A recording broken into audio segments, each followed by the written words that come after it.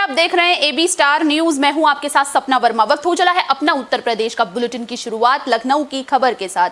लखनऊ में लुलु मॉल को लेकर लगातार विवाद गर्माता जा रहा है। लगातार इसको लेकर सियासत भी गर्माती हुई नजर आ रही है। वहीं इसी बीच मुख्यमंत्री ने वीडियो कॉन्फ्रेंसिंग के जरिए अधिकारियों को चेतावनी दी है। सीएम योगी ने लुलु मॉल को लेकर अधिकारियों के साथ वीडियो कॉन्फ्रेंसिंग की। इस दौरान सीएम योगी ने लुलु मॉल विवाद पर कड़ा रुख अपनाया। दरअसल सीएम योगी आदित्यनाथ इस दौरान उन्होंने बताया कि लखनऊ में एक खुला मॉल खुला है। ये मॉल अपने व्यावसायिक प्रतिष्ठानों को लेकर काम कर रहा है। उसको लेकर राजनीति का अड्डा बनाना, सड़कों पर प्रदर्शन करना, यातायात को बाधित करना गलत है। योगी ने कहा कि बार बार लखनऊ प्रशासन से कहा गया है कि जो अराजकता की स्थिति पैदा करते हैं, सांप्रदायिकता को बढ़ावा देने का प्रयास कर रहे हैं, उसे गंभीरता से ले। किसी भी प्रकार की शरारत को स्वीकार नहीं किया जाएगा।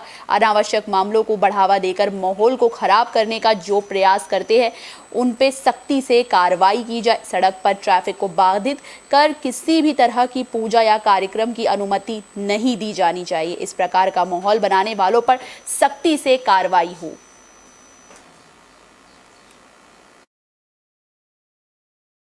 लखनऊ में एक मॉल खुला है।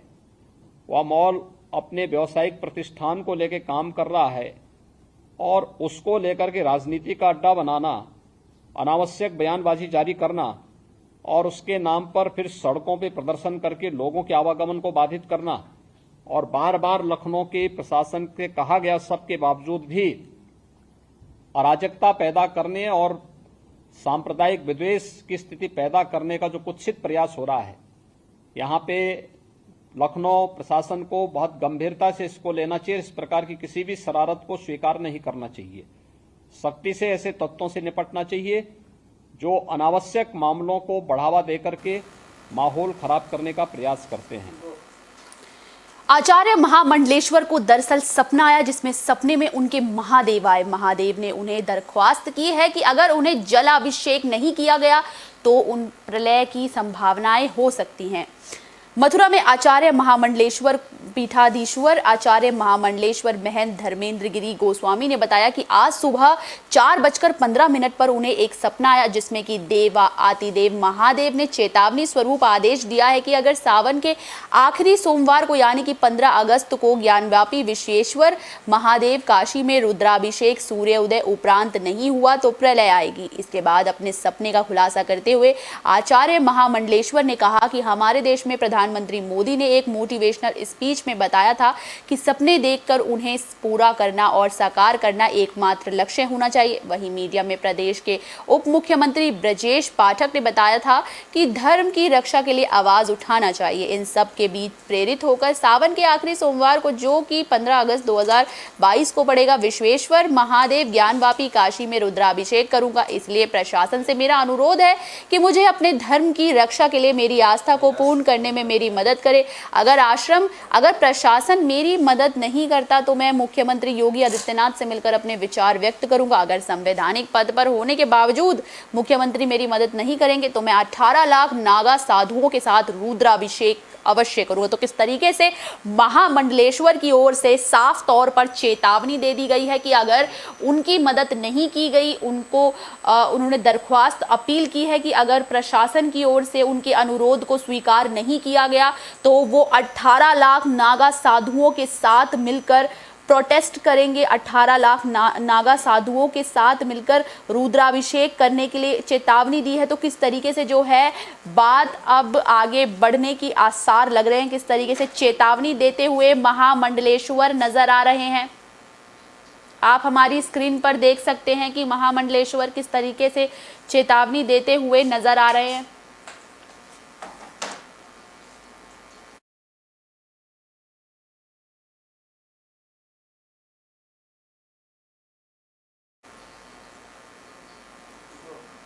खबर बागपत से है। डेरा सच्चा सौदा के प्रमुख गुरमीत को पकड़ने के लिए पुलिस हरियाणा पहुंची। इस दौरान गुरमीत सिंह की जो जमानत है, पैरोल पर जो आए थे, वो समाप्त होती हुई नजर आ रही है। पैरोल समाप्त होने के बाद हरियाणा की रोहतक पुलिस डेरा सच्चा सौदा आश्रम बरवाना पहुंची, जिसके बाद प्रमुख गुरमीत सिंह को अपने साथ हरियाणा पुलिस ले गई। दरअसल 1 माह के पैरोल के बाद गुरमीत सिंह को सुनारिया जेल भेजा जाएगा। गुरमीत सिंह पर दुष्कर्म और हत्या का दोष सिद्ध हुआ था, जिसके बाद वो उम्र कैद की सजा काट रहा है।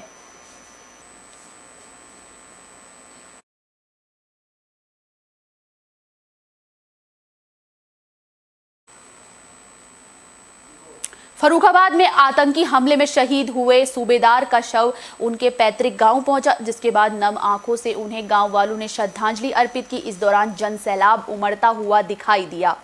लाखों की संख्या में लोगों ने इकट्ठा होकर उनको श्रद्धांजलि अर्पित की।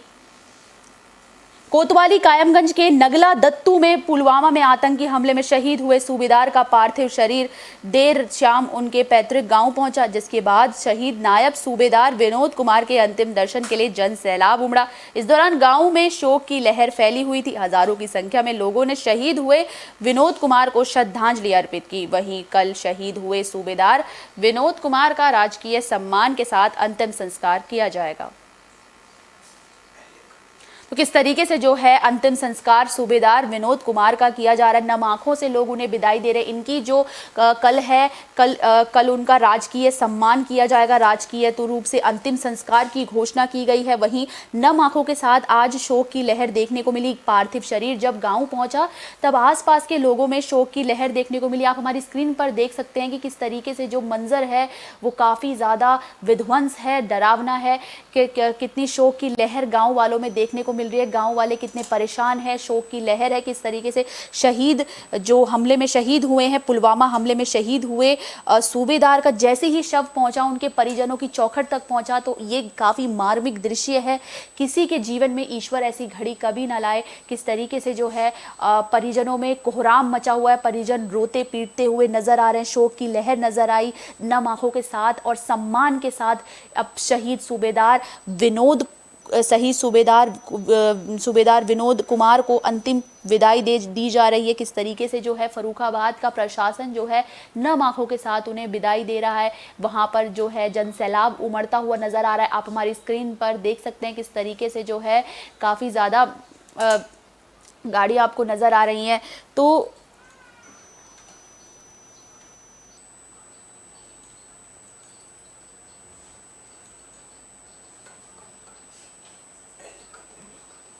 किस तरीके से जो है झांसी में माफ़ कीजिएगा, बागपत में, ये फर्रुखाबाद से जो है सामने आया दर्दनाक दृश्य। पैतृक गांव शरीर पहुंचा है और उनके किस तरीके से आप देख सकते हैं स्क्रीन पर जो जवान का शव है, तिरंगे में लिपटा हुआ शव नज़र आ रहा है। किस तरीके से वतन पर मर मिटने की कसम खाने वाले जवान जिनका जो हश्र होता है, शहीदों की, कहते हैं कि शहीदों की चिताओं पर हर बरस लगेंगे मेले। तो किस तरीके से जो है काफ़ी मार्मिक दृश्य है, काफ़ी मार्मिक है, भावुक करने वाला पल है। तिरंगे में लिपटा हुआ शव जैसे ही जवान के गांव पहुंचा, आसपास प्रशासन, पुलिस के आला अधिकारियों ने राजकीय सम्मान के साथ उनको अंतिम विदाई देते हुए नज़र आ रहे हैं। सफ़ेद तिरंगे में, रंग बिरंगे जो तिरंगे में, साथ ही साथ यहाँ पर आपको फूल मालाओं के साथ भी लोग फूल माला अर्पित करते हुए नज़र आ रहे हैं। श्रद्धांजलि अर्पित की जा रही है और सभी जो है कमांडर उन्हें श्रद्धांजलि अर्पित करते हुए नज़र आ रहे हैं, सैल्यूट करते हुए उन्हें नज़र आ रहे हैं, उन्हें सैल्यूट किया जा रहा है, सैल्यूट करते हुए नज़र आ रहे हैं। अंतिम विदाई देते हुए लोग नज़र आ रहे हैं। गांव के लोग इकट्ठे होकर जन सैलाब उमड़ता हुआ नम आंखों के साथ अपने जो शहीद विनोद कुमार हैं उन्हें नम आंखों के साथ श्रद्धांजलि देते हुए आसपास के गांव वाले और साथ ही साथ अधिकारी, प्रशासन के अधिकारी, पुलिस प्रशासन के अधिकारी, सेना के अधिकारी भी आपको हमारी स्क्रीन पर नज़र आ रहे हैं। किस तरीके से जो है राजकीय सम्मान के साथ तिरंगे में लिपटा हुआ शव जैसे ही परिजनों की चौखट तक पहुंचता है, दृश्य बेहद ही मार्मिक है, लेकिन काफ़ी ज़्यादा सम्मान का है। सम्मान, गर्व से भरा हुआ पल है।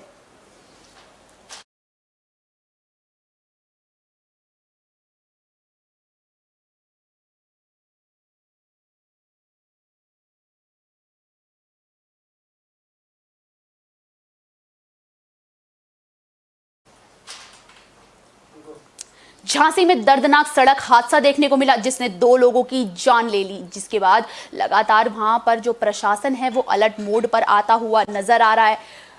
पंडवाहा बस स्टैंड पर एक भयानक एक्सीडेंट हुआ जिसमें बाइक सवार 2 व्यक्तियों की मौके पर मौत हो गई, जिसमें कि एक पुट्टीलाल किशोरपुरा और एक दूसरा मृतक लल्लूपाल किशोरपुरा का बताया जा रहा है। दरअसल गुरसराय की तरफ से आ रही स्कॉर्पियो जिसका नंबर UP 78GW 2727 ने तेज गति से बस स्टैंड पर अपनी TVS बाइक पर बैठे 2 लोगों को टक्कर मार दी। स्कॉर्पियो की गति काफी तेज थी और टक्कर काफी जोरदार थी।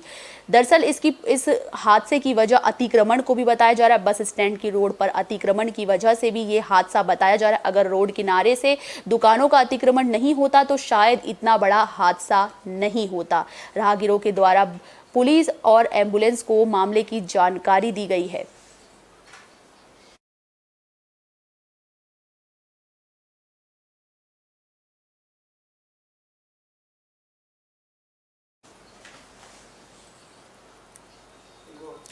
प्रतापगढ़ में संदिग्ध परिस्थितियों में ओला चालक का शव बरामद हुआ है, जिसके बाद इलाके में अफरा तफरी मची है। इस हादसे की वजह से इलाके में लोग सनसनी फैली हुई है। चारों तरफ दहशत का माहौल है। खबर प्रतापगढ़ से है, जहां थाना क्षेत्र के कुंडा के ग्राम मनगढ़ के KVS स्कूल के पास संदिग्ध परिस्थितियों में ओला वाहन चालक का शव मिला। ओला वाहन चालक की हत्या कर लूटपाट करने का इरादा देखा जा रहा है। अभियुक्त जिसके बाद गिरफ्तार भी किए गए हैं। पुलिस अधीक्षक सतपाल अंतरिल के निर्देशन में अपराध और अपराधियों के विरुद्ध अभियान के क्रम में थाना कुंडा और स्वाट की टीम थाना क्षेत्र के ग्राम मनगेड़ में KVS स्कूल के पास ओला चालक की हत्या कर लूट करने वाले अभियुक्तों को सूरज शुक्ला को गिरफ्तार कर लिया गया। गिरफ्तार अभियुक्त ने पूछताछ में बताया कि मेरे पास बरामद वैगनार कार पर लगा हुआ नंबर UP 70BN 1962 नंबर फर्जी है, जबकि इस वाहन का वास्तविक नंबर UP 32HN 6145 है। इस वाहन को मैं दिनांक 10/7/2022 की रात 4000 रुपये में बाग लखनऊ से बुक कराकर कुंडा के लिए चला रहा था। पैसे की तंगी के कारण मैं परेशान था। मैं पहले से ही ओला गाड़ी चालक को लूटने का प्लान बनाकर आया था, इसीलिए इस गाड़ी को किराए पर लेकर कुंडा आया। रास्ते में हम दोनों ने एक जगह पर खाना खाया, तब मैंने देखा कि ड्राइवर के पास बहुत कम पैसे हैं, इसलिए मैंने उसके पैसों को न लूटकर उसकी गाड़ी और मोबाइल को लूटने का प्लान बनाया। कुंडा आने के बाद मैंने KVS स्कूल के पास उसे छोड़ने के लिए कहा, क्योंकि वो स्थान था और रात में कोई वहां आता जाता नहीं है। मैं लगभग 3 बजे रात के आसपास उक्त वाहन से KVS स्कूल के पास पहुंचा तो वहां ड्राइवर से बोला कि इस बिल्डिंग में हॉस्टल में चलो, चाय पिलाता हूं। ड्राइवर नीचे उतरा और मैंने अचानक अपने बैग में रखे लोहे के चापर से उसकी गर्दन और सिर और अन्य स्थानों पर वार किया, जिसके बाद वो वहीं पर मर गया। तो किस तरीके से लूटपाट के इरादे से वाहन चालक यानी कि ओला चालक की हत्या को अंजाम दिया गया। अपराधी भी हत्या चढ़ चुका है। अपराधी का नाम सूरज बताया जा रहा है, जिसके पास से 4000 रुपये में उसने किराए की टैक्सी के साथ ही उसने इतनी बड़ी घटना को अंजाम दिया और शव को फेंक दिया। वहीं इसके बाद से ही लगातार इलाके में दहशत का माहौल भी बना हुआ है। देखिए, 11 जुलाई को हत्या हुई थी, जिसमें सुबह सुबह मनगढ़ गांव थाना कुंडा के अंतर्गत एक बॉडी मिली थी। बॉडी की शिनाख्त की गई। पोस्टमार्टम के बाद उसमें मुकदमा लिखा गया, जो कि धारा 394 302 के अंतर्गत लिखा गया था। इसमें ये ओला कैब के ड्राइवर थे और लखनऊ के रहने वाले थे। सफल अनावरण हेतु 3 टीमों का गठन किया गया था और इस ब्लाइंड मर्डर को वर्कआउट करने में तीनों टीमों के द्वारा अथक परिश्रम किया गया। 56 जगह से इसमें CCTV फुटेज और 18 जगह से BTS टावर मैचिंग के बाद इस घटना का सफल अनावरण किया गया। कासगंज से चोरी की एक हैरत अंगेज वारदात सामने आई है। दरअसल आपने अभी तक आम लोगों के घर में चोरी की वारदात सुनी होगी, लेकिन यहाँ तो चोरों ने लाखों रुपए के गहनों पर जज के घर में ही हाथ साफ कर डाला। दरअसल जज के घर में इतनी बड़ी चोरी हो गई, जिसके बाद पुलिस प्रशासन पर कई सवाल उठ रहे। कासगंज से लगातार चोरी की घटनाएं लगातार सामने आ रही। इसी बीच चोरों ने जज साहब के घर में चोरी की वारदात को अंजाम देकर पुलिस को खुली चुनौती दे डाली। दरअसल चोरी के बाद पुलिस महकमे में हड़कंप मचा हुआ है। पुलिस चोरों की तलाश में जुटी है। चोरी की सनसनीखेज घटना सदर कोतवाली क्षेत्र के आवास विकास कॉलोनी की है, जहां उस वक्त हड़कंप मच गया जब अपर जिला जज धीरेन्द्र कुमार के घर को निशाना बनाया गया, जब वो अपने परिवार के साथ लखनऊ गए थे। चोरों ने जज धीरेन्द्र कुमार के घर में मैग्नेट का कुंडा तोड़कर प्रवेश कर लिया। चोरों की सूचना मिलते ही अपर जिला जज धीरेन्द्र कुमार कासगंज पहुंच गए। बताया जा रहा है कि चोर घर से लाखों की कीमत के सोने चांदी के जेवरात पार करके ले गए।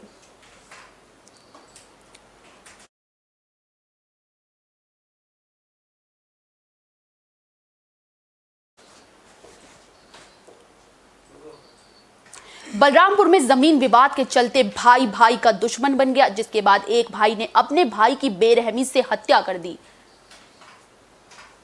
थाना कोतवाली उतरौला के अंतर्गत ग्राम सभा बड़हरा कोट से रिश्तों को तार तार करता हुआ मामला सामने आया, जहां एक भाई ने जमीन विवाद के चलते दूसरी भाई की हत्या कर दी। मृतक का नाम हीरा लाल बताया जा रहा है, जिसकी उम्र 50 साल बताई जा रही है। वहीं मौके पर पहुंची उतरौला थाना पुलिस ने शव को कब्जे में लेकर मामले की जांच शुरू कर दी है।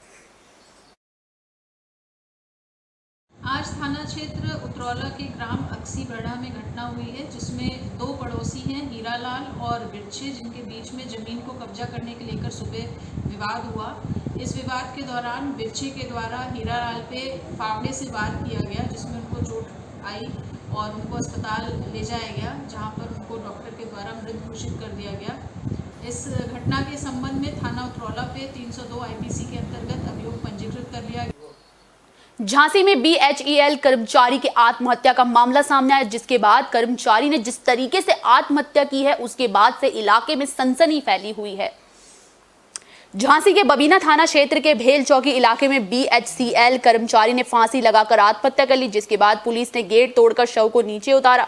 वहीं शख्स के किन कारणों से आत्महत्या की है, उसकी वजह का अभी तक कोई खुलासा नहीं हो पाया है। वहीं शव को कब्जे में लेकर पुलिस फिलहाल मामले की जांच में जुट गई है।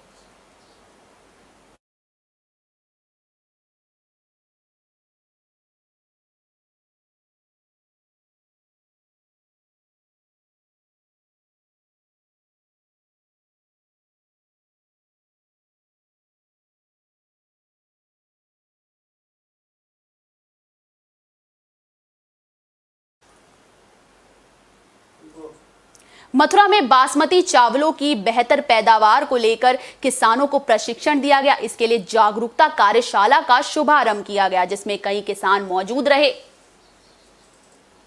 मथुरा में संस्कृति विश्वविद्यालय में गुणवत्ता युक्त बासमती निर्यात को लेकर जागरूकता कार्यशाला का शुभारंभ हुआ। इस दौरान विश्वविद्यालय के कुलाधिपति सचिन गुप्ता कार्यशाला में किसानों को प्रशिक्षण देने आए।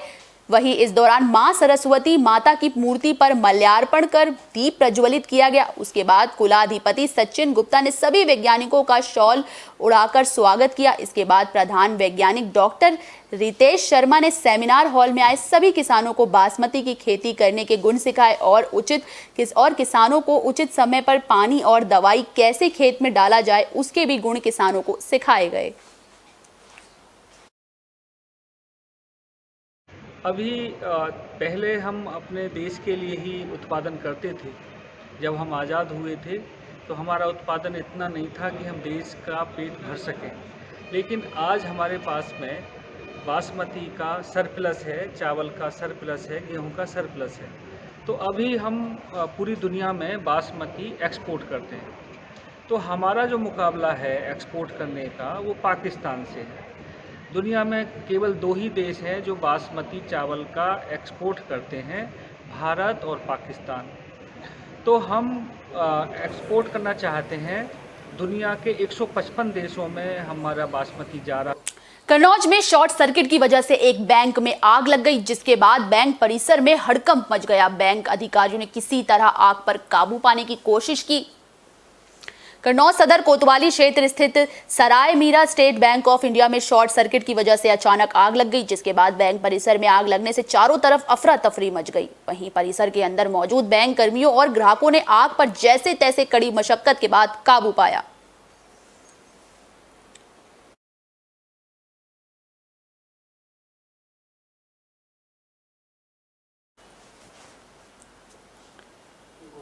झांसी में पुलिस और एसटीएफ की बड़ी कार्रवाई देखने को मिली। दरअसल पुलिस और एसटीएफ की मदद से 3 गांजा तस्करों को गिरफ्तार किया गया है। तीनों के पास से कई मात्रा में गांजा बरामद हुआ है।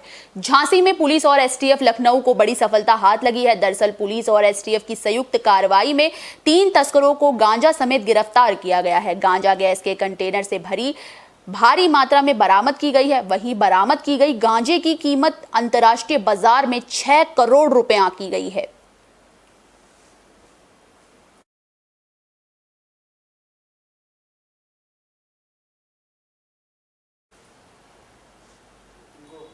बुलेटिन के आखिर में बात करते हैं रेलवे कर्मचारियों को लेकर। रेलवे कर्मचारियों में आपस में कहासुनी हो गई, जिसके बाद दोनों ने एक दूसरे के साथ मारपीट शुरू कर दी। मामला झांसी से सामने आया। झांसी में प्लेटफॉर्म पर खड़ी ट्रेन में अचानक रेलवे कर्मचारियों में किसी बात को लेकर कहासुनी हो गई, जिसके बाद दोनों ने जमकर एक दूसरे को लात घूंसे मारे, जिसका वीडियो भी सोशल मीडिया पर तेजी से वायरल हो गया। जिसके बाद वायरल वीडियो अब काफी ज्यादा चर्चा में है। वायरल वीडियो में दिख रही 1-2-1-8-3 प्रतापगढ़ सुपरफास्ट एक्सप्रेस है, जो भोपाल से चलकर प्रतापगढ़ जा रही थी। लगभग 11 बजे ट्रेन जब झांसी प्लेटफॉर्म पर खड़ी थी, तभी ट्रेन के गार्ड रूम में कुछ रेलवे कर्मचारियों में आपस में कहासुनी हो गई और ये देखते ही देखते मारपीट में तब्दील हो गई, जिसके बाद दोनों के बीच जमकर लात घूंसे चले, जिसका वीडियो अब सोशल मीडिया पर तेजी से वायरल हो रहा है। आप हमारी स्क्रीन पर भी वो वीडियो देख सकते हैं, किस तरीके से धक्का मुक्की करता हुआ नजर आ रहे हैं। दोनों एक दूसरे के साथ मारपीट कर रहे हैं इतनी बुरी तरीके से। आसपास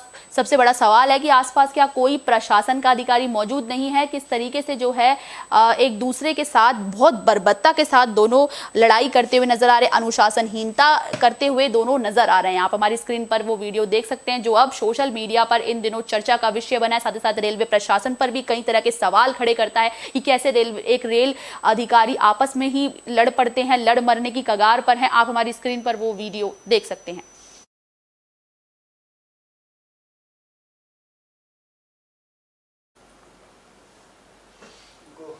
अपना उत्तर प्रदेश में फिलहाल के लिए बस इतना ही। मुझे दीजिए इजाजत। देश और दुनिया से जुड़ी तमाम खबरों के लिए देखते रहिए AB स्टार न्यूज़। नमस्कार।